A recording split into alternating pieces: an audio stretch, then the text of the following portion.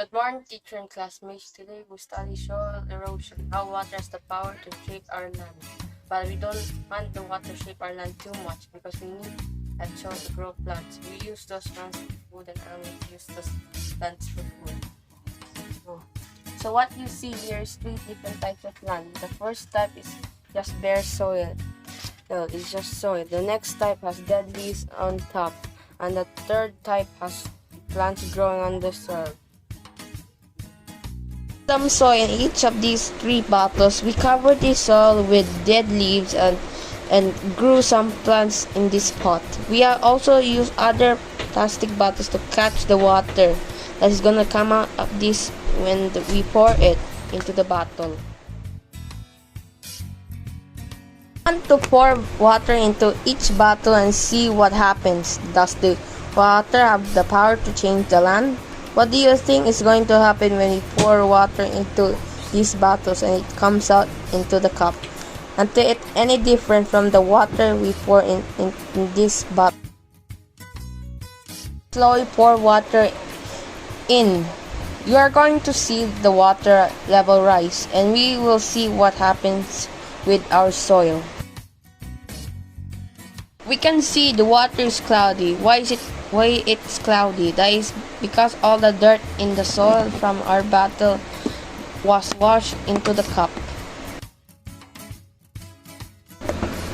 Now I'm gonna pour about the same amount of water into the next bottle. I can see the leaves floating to the top.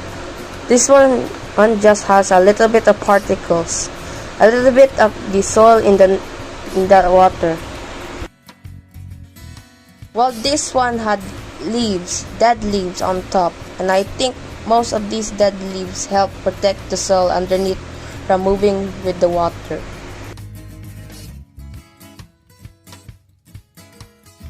What do you think is going to happen with our third container? We have plants growing in the soil. What is going to happen when we add water and make it rain in this container? Let us add the water about the same amount. What do you think is going to happen here? The water is coming out of this container.